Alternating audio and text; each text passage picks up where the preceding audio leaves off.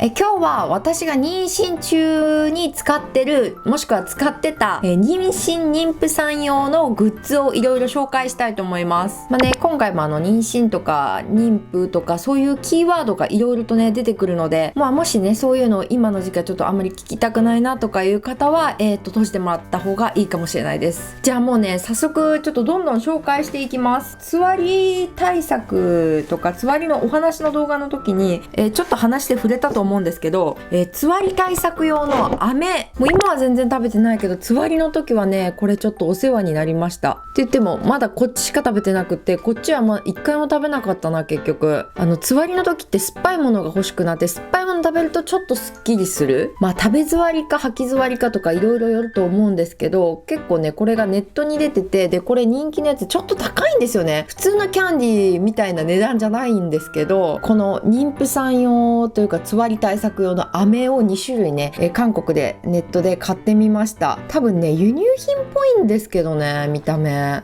まずこっち側がねサワーラズベリー、グリーンアップル、サワーレモン、サワータンジェリン、これなんだっけ、これなんだ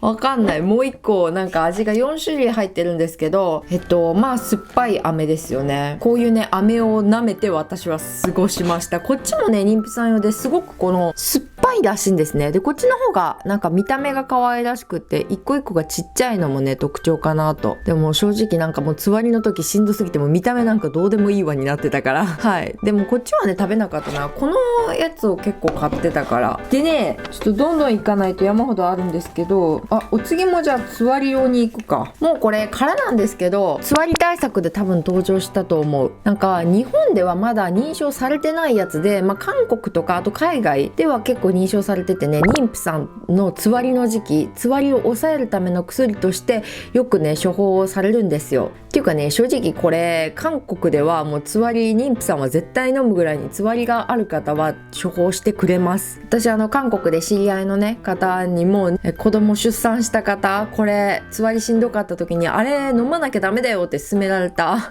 ごいちっちゃい粒でね、このやつですね、飲み込むやつなんですけど、私はね効き目としては多分ねかなり効いてたんですね。ただそもそも私結構な重症だったから、これを飲んですごいしんどいレベルだから、多分これ飲まなかったらお水も飲めないぐらいになったと思う。私ギリお水飲めてちょこっとしたものは食べれてたから、多分これのおかげだと思う。これ飲み始めてちょっとねマシになった。かなり効果があるやつだと思うんですね。でちょっと飲むもののねつながりで言えば、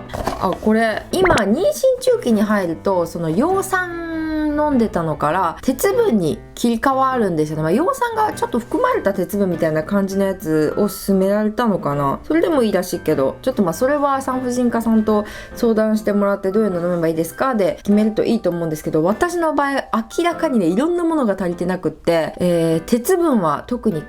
鉄分不足だったんでね、私はこれ産婦人科さんで処方されたやつ、これを飲んでました。鉄分ね、なんかビタミンとかも書いてるから、ちょっと他の栄養素もいっぱい取れるらしい。あとミネラルか、ビタミン13種類にミネラル6種類にプロバイオテクスとか書いてますね。でも私妊娠中期の間に何回かこの妊婦検診とかいろんな検査があって、その時にねやっぱり鉄分がかなり不足してるって言われたので、これ2倍飲むように勧められました。なんか見た目で言うとこんな感じになってるんですけど、この2つで1回分ですね。これを1日1回飲みます。私の場合は2倍だけどあとちなみにね、葉酸は日本から送ってもらったデルタのやつ有名ですよね。もう言わずと知れた妊婦さんの葉酸といえばデルタ、あれを飲んでましたね。もうね全部飲んじゃってないんですけどでちなみにねこれ実はね妊婦用品買って使わなかったものいっぱいあるんですよ。例えばこれなんですけど、エンジェルサウンズ、この液超音波ジェルと一緒に使うんですけどね、このジェルを妊婦さんのお腹に塗って、この機械みたいなのをお腹に当ててヘッドホンをつけると赤ちゃんの心音が聞けたりとかして、妊娠初期の頃とかってやっぱり胎動とかまだ全然ないから安定期入るまではいろいろ不安定なんでね心配になるじゃないですか。だからそういう方のためにこれすごい使うとねねなんか安心するよみたいな感じで勧めてたから、私も日本で購入して送ってもらったんですね。そうでもね、正直これを使う頃ってその帯同が始まる前とかだとつわりがねひどい時期だったんですよ。だから私つわりねひどすぎて、これお腹に塗ってこれを当てるっていうそんな作業をする余裕もないぐらいつわりがひどかったから、使いたかったけどもう使えなかったっていう感じですね。しかもねつわりも結構長引いたから、私中期入ってからもまだつわりの症状あったんですよ。で結局そうこうしてるうちに帯同が感じ始めたから、もう帯同を感じるとその自分で赤ちゃん、ちゃんと元気に動いてるなっていうのは分かるから、これ必要なくなっちゃって結局1回も使わずじまい。もったいない。もし2人目とか3人目生まれてもしそのつわりがひどくなくってこれする余裕があったらまた使ってもいいのかなと思うので取っとこうと思う。買わなくてよかったってこともないけど、つわりがひどい方はこれ使う余裕ないと思います。はい。ちなみにね、妊婦マーク、これ日本のやつなんか送ってもらった日本の妊婦さんのための雑誌についてたらしいんですけど、これって日本の妊婦マークなんですね。韓国のって今バッグにつけてるんですけど、これだから全然違う。日本のやつちっちゃいな。こんなちっちゃいんだ。韓国のねすんごい大きいんですよ。こんぐらいある。ぶら下げてたらびっくりするぐらい目立つんですよね。ちょっとね目立ちすぎてつけにくいなと思ったけどつけてた。でここにね、日本のってお腹に赤ちゃんがいますってこれじゃないですか。韓国のやつはね、モンジョインサンプとかそんな感じだったかな。まずは妊婦さんをみたいな感じで書いてるから、なんかすごい電車とか乗ってると私に譲れよ感がちょっとあって、なんかこうもうちょっと緩く書いてほしいなっていうのは個人的に思った。ちょっとそこがね気になったんですけど、でもね、街とかあとベビーフェアとか行くとつけてる人ちょいちょい見る。でもやっぱりお腹が大きくなってくるともうそんなのつけなくっても明らかに妊婦さんってわかるから、私もここ最近お腹がちょっと目立つようになってきてからはもうつけてなかったです。なんか正直あれは初期の頃とかお腹がまだ妊婦さんってわからないぐらいの時につけるのがいいのかもですね。つわりの時とか本当にしんどいから、もう外とかねどうしても出なきゃいけない用事があって電車とか乗ると本当にもうしんどすぎて倒れそうになるし、倒れたし私一回。それは貧血だけど、ああいうのも利用するのもいいかも。でもなんか妊婦マークっていろいろ賛否両論分かれますよね。なんかつけてるとなんか被害受けたっていう報告とかそういうのもあるって聞いたから、なんか意外とつけない人が多いって聞きましたね。ちなみにこれまだあるわ。妊娠検査薬。なんか妊娠してるかどうかを判断するね。韓国語で妊娠テスト機なんですけど、急いでね薬局行って買ってきて、使ってみたやつ。これいろんな種類があるんですけど、使い方はねもう全部ほとんど日本とどの国のやつも大体一緒ですよね。こんな感じでカップに尿を取って5秒から10秒つけておくと陰性か陽性かが出て、陽性で2本線が入ってたら妊娠みたいなわかるやつですね。私はこれなんだ、ウォンチェックウォンっていうやつ。これがいいのかどうか全く知らないけど、とりあえずでもどれでも大して変わんないんじゃないかな。ちゃんとねしっかりチェックできるやつでいいやつをってその薬局で言ったら、これが一番しっかり確認できるよって言って、これで確認したら陽性出たから、そのまま家の近くの産婦人科行ったら妊娠してますねって大河と胎嚢っていうのが見えたんですね。だから私はこれ1回チェックして1回で当たってました。あとはね、デルタのやつあったわ。これ袋取ってたんだ。紹介しようと思って。さっき言ってたね、デルタの、葉酸ですね。葉酸サプリ。これを飲んだからといって安心せずに、食生活は主食主菜副菜、基本的に食事のバランスをちゃんととってくださいとは書いてます。ちなみに1日にね4粒お水で飲み込んで飲むやつですね。あとね、本当にグッズ的な感じの話で言うと、これエプロンなんですけど、このエプロン私つけていつも料理してました。本当にねシンプルなこのグレーのエプロンなんですけど、これあれなんですよ、電磁波を通さない。だから赤ちゃんのお腹を守るために、やっぱりね何が影響するかわかんないから、とりあえずこういうの必要かなと思って、電子レンジとかも使うしね。だから料理する時とか電子レンジ使う時はこれつけてやってました。これつけてさらにちょっと隠れてた念にを念をみたいな感じですね。次これも同じ電磁波を通さないやつ、ブランケットみたいな感じなんですけど、これよく私パソコン作業とかするからやっぱりなんか Wi-Fi とかなんか電磁波とかなんかいろいろ飛んでんのかなと思って心配になるから、こういうのをねお腹にこうかけて仕事カチャカチャやってた。あとホットカーペットってどうなんですか？これも賛否両論ありますよね。なんかホットカーペット問題ないよっていう人もいるんですけど、やっぱりそのホットカーペットからって結構な電磁波というかなんかが出てるから、ちょっと気をつけた方がいい、妊婦さん避けた方がいいみたいな話をよく聞くから、これもいいかどうかがよくはっきりはしてないんですよね、ネットとか見てると。でも一応念には念をで考えると、私はホットカーペットの上にこれを引いて寝てた。その電磁波関連でいうとこれかな。外行く時とかなんかどっかね電磁波、どこで出てるかわかんないから、これをね腰にこう巻いて、自分でこうマジックテープになってるからこう止めるだけでいいんですけど、こんな感じでね、はい、サイズももうこれ調節できるんで、巻き具合はこれをこうお腹につけてこう常にね守るみたいな感じですね。あとはねちょっとごめんなさい、メモったからちょっと見てるんですけど、マタニティブラとマタニティ下着、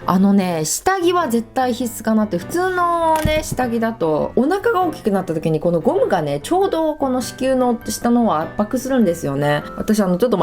とこうお腹がすっぽり隠れるようなかなりねこの幅が高いやつ、あれ結構胃の近くまでカバーしてくれるからすごくいいなと思ったのと、あとマタニティブラなんですけど、私いろいろと妊娠分かってからネットで調べまくって必要なものとか注文しようと思って調べてたら、マタニティブラってやっぱりつわりの時とかしんどいから、この今普段つけてるブラジャーの圧迫とかもなんかこう緩いものを使いたいっていうのもあるし、さらにやっぱり胸のサイズ大きくなってちょっとこう変わりますよね、胸が張ってる状態って聞いてて、私も実際張ってるっちゃ張ってるんだけど、そこまで変わってないのかなか感じがしたから、ずっと今も妊娠今上げてる時点は分かんないですよ。今撮ってる時点がですね、妊娠後期に入るちょい手前とかもう入る頃ですね、なんですけど、未だに1回も使ってないマタニティブラ、もう普段の今まで使ってたブラでそのまま着てます。ただね私が買ったマタニティブラはその授乳できる用なんですよ。だから妊娠中のマタニティブラとしても使えるし、授乳用としても使えるやつだから、出産終わって授乳が始まったら使おうかなみたいな感じで思ってます。あとはマ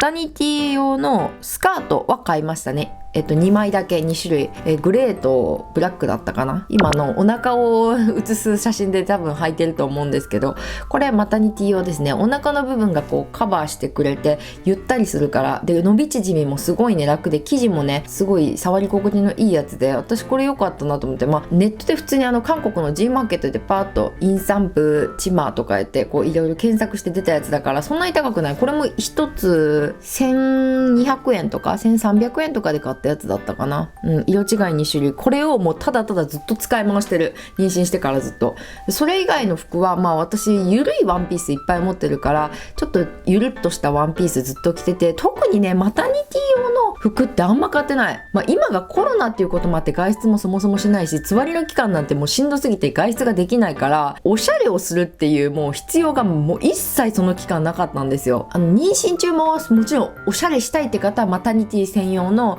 おしゃれな服とか買えばいいと思うけど、そこまであんまりこだわらない、今まで通りの普通の服で着れる服着るぐらいでいいよの方は十分買わなくていいと思う。だって妊娠期間短いしね、十月10日で10ヶ月言ったって、その10ヶ月のうちかなり結構長い期間で体調不良の時期があるじゃないですか。そのつわりの期間とか、あと後期になってくると本当にお腹が大きくなってくるから、そこまで外出しまくらないと思うんですね。って考えるとね、本当にちょこっとのもう 2,3 ヶ月とかじゃない、マタニティ服をフル活用する時期って。もったいないなと思って、何人も産む場合だったら、何回か使えるんだろうけど、服のなんかこう流行も変わるしね、どうなんだろう。私は個人的にあんま必要ないなとは感じました。どっちかというと下着の方が大事だと思う。あとね、腹巻きは韓国のダイソーにね腹巻き売ってたからそれ買ったんだけど、なんかずれるやっぱりね腹巻きちょっといいやつを 1,2 個持ってた方がいいかもしれない。ちょっと幅が広くってゆったりして分厚くないやつ、靴ととかも特にマタニティ用は買ってなくて、私スニーカー結構好きだからスニーカーばっかり履いてたと思う。で1個だけぺっちゃんこの黒い靴があるんですけど、それ履いてたかな。あとねスキンケアなんですけど、私もう普段もともと持ってたやつで、まずねこの2つはル・カレスモアって私が美容院でそもそも勧めてもらったやつで、なんか本当に体に悪い影響の出るものが一切入ってない、もうほぼ水から作ってて、まあでもそれだと効果あるのかっていうと、でもねしっかりこれお高いやつで結構ねいいんですよね。悪くないです。ただちょっとお値段は高いんですけど、ル・カレスモアのこのシリーズ、私はエメの化粧水と美容液、妊娠中ってすごいお肌のもう本当に敏感になったり、人によって症状は違うと思うんですけど、私の友達だったらすごい脂性肌になったりだとか、私の場合はちょっと乾燥肌になりかけた、ちょっと若干乾燥が多かったかなって思います。なのでやっぱりこういったねちょっと悪い成分ができるだけ入ってね、赤ちゃんへの影響もあるかもしれないしね、気になると思うので、こういうの使うのがいいかなと思ってこの2つは使ってました。あとねこっちの2つもねこれもらったやつなんですよね。前その妊娠のちょい前に、だから全く妊娠考えてない頃にもらったやつ、ルサンク、妊婦さんとか子供でも使えるような本当に肌にすごくいいやつで、これもねちょっとお高いって実は聞いた。美白と、シワの改善の2つに効果がある、スキンケア用品みたいで、こっちが美容液ですね。こんな感じになってるやつでね、美容液ですよねこっちで。こっちはルサンハイドロインテンシブフェイシャルクリームですね。最後に塗るクリームなんですけど、これもすごいですよ。これ結構保湿できると思う。私これ好きですね。なんか最近はこれとこれとこれ3つ4つフル活用で、妊娠線の予防クリームね、皆さん気になりますよね。私はちょっと口コミ見てこれ買ってずっと使ってるクラランスのソアンコンプレスペシャルベルジェッティっていうやつ。クラランス行って妊娠専用のクリームのありますかって聞いたら多分これ紹介されると思うんですけど、私は雑誌送ってもらったその妊婦さん用の、雑誌で読んで、これいいんだと思って、これかなり保湿がねしっかりしてて、すごい濃いクリームというか、手に出してね真っ白いクリームなんですけど、手で出すと結構ねっとり、ある程度保湿力がありそうな感じのクリームで、私これ今のところ妊娠線は、できてない。今が後期入る頃ですね。もう後期、来週後期入るのか。現段階でできてないから、いいのかな。でも高いんですよね。日本と韓国でまた値段が違うと思うけど、これは結構お高いから、でもね、いいの買っとくのがいいのかなと思って、いいのはいいだろうなってはい。でね、ちなみにこれ私ベイビーフェア、韓国のコエックスでやってたフェア行ったんですけど、その時になんかいろんなお店回って話聞いてるうちに、すごいなんかこのお店はいろいろとなんか受賞してて、なんかすごい説得力があったから、ここのをちょっと買ってみた。なんか普通妊娠線って前もって予防のやつ塗るわけじゃないですか。できる前に予防みたいな。でもこれなんかね、できてからもある程度妊娠線をなくす効果があるよって言われたから、ちょっと買ってみた。実際どうかわからない。全くまだ使ってないんですよね。できてないから、できたら使おうかなって。でこれもうね、ある程度使ってなくなったらこっちに移行しようかなって。こんな感じかな。もう他は多分ないというか、なんかどうなんだろう。みんなもっと妊娠グッズって揃えるものなのかな。私あれも買ってないんですよね。妊娠用のベッドで抱き枕みたいなやつ、なんかあれがあるとすごい寝るの楽だよって言うけど、お腹そこそこ出てきて、まだもっと出るから多分もっと後に必要になってくるのかもしれないけど、とりあえず現段階では必要がないなと思って。あれなんかベッド狭くなるっていうのも聞いたしね、結構場所取るから、私そっちの方が不便かもしれないとか思って、結局買ってないですね。でもどうなんだろう。正直なんか妊娠グッズってつわりの期間と、あと妊娠後期のそのお腹がすごく大きくなった時が一番ピークでフル活用で使うものがいろいろあるのかなと思うから、あれなんだっけ、腹帯、妊婦帯、腹帯とも言うのかな。なんか言ってる、いろんなの言ってる人がいたから、ちょっとどれなのかわかんないけど、お腹に巻く帯ですよね。あれとかもなんか犬の日とか安産祈願とかで神社行ったらそのくれるよみたいな話を聞いて、自分で買っって祈願してもらってもいいみたいなんですけど、そういった機械で買うらしいから、私韓国にずっといても日本の神社の犬の日のやついけてないんですね、まだ。だから結局腹帯妊婦帯あれも変えてなくって、ちょっとどうしようかなって思ってて、なんかトコちゃんベルト2とかいうやつはその妊婦さんの間も使えるし、出産した後も骨盤矯正みたいな感じでなんか使えるっていう話聞いたから、まあそっちを買ってもいいのかなと思う。今現段階ではこれぐらいですね。どっちかというと電磁波よけのものを私すごい買っちゃった。ちなみにね、今の段階で妊娠グッズ以外だったら他にも赤ちゃん用品とかはいろいろ買ってる。いや、いろいろ買ってるってもそんなにか、なんか絶対いる必需品しか買ってない。あとはね、ベビーフェアで可愛い靴下を2つ3つぐらい買ったかな。それはちょっと買っちゃった。でもベビー服って正直新生児の頃とか一瞬で過ぎるし、最初の方なんて3ヶ月しか着れない服とかになっちゃうから、本当に使わない、本当に後で後悔するから買わない方がいいって言われて、もうその言葉をね、もう信じて、だってみんな言うから、本当にみんな言うから、子供産んだ友達が。だからもう買ってないです靴下3つしか買ってない。で、出産前になったら生まれてから着る新生児用のロンパースだったりとかね、肌着ね、いろいろと単肌着とかいろいろ揃えていけたらなと思ってます。以上、私が買った妊娠妊婦関連のグッズいろいろでした。